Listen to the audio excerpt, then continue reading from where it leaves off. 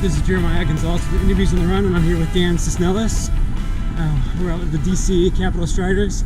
I think I got that right? That's right. How are you doing tonight? I'm doing great. Well, thanks for interviewing with us. My pleasure. So, why are you out here running tonight? I tried to not miss. I committed to a Monday and Wednesday every week, you know, along with a couple other runs in between. And, you know, if I miss it, then I'm totally, you know, then you just keep missing them. So, to the run, and obviously the social element. Every Wednesday we do a happy hour, so that really incentivizes me to want to get my miles in and earn my my beer. Very nice. Yeah. And how long have you been running then? So, I think the first mile I ever ran was about 2 years ago. Wow.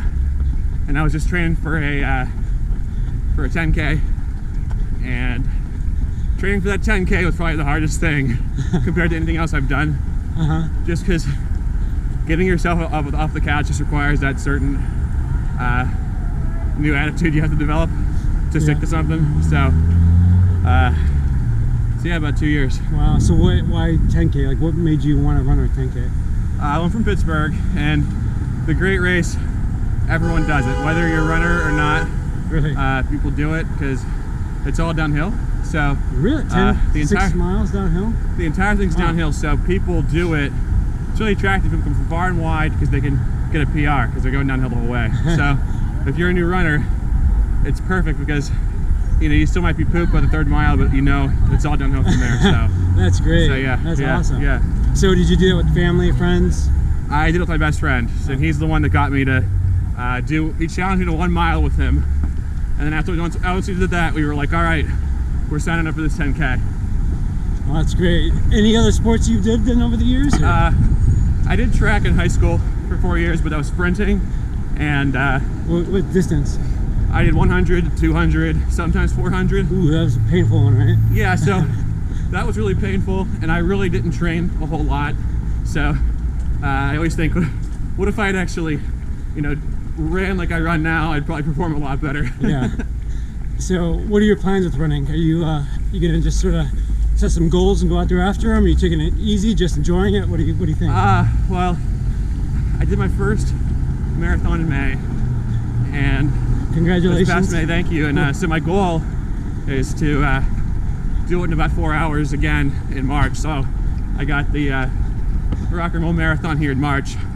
So now I'm trying to really run a whole lot more and train a whole lot more than I did for my first marathon. Are you 6 days on yet, or? I'm sorry? Are you 6 days on of running yet, or? Oh no, I'll probably stick to 4 or 5 at the max. Okay. Is that because of time or why? It's mainly because if I run more than 4 or 5 days a week, I just start to feel like I'm getting injured. Okay. And I like to take those days off and do some weights, maybe do some biking. So, you know, essentially I'm training another way.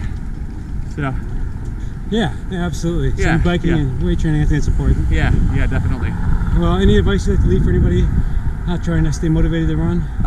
Just don't be afraid to be slow. Don't be afraid to walk. Just as long as you say you're gonna do 4 miles, doesn't matter how you do it, just do it, whether it takes, you know, a 7-minute mile or a 50-minute mile. Eventually it'll get easier. So I love it. Just do it. Well, thank you very much for interviewing with us. Thanks. And good luck to you. Thank you.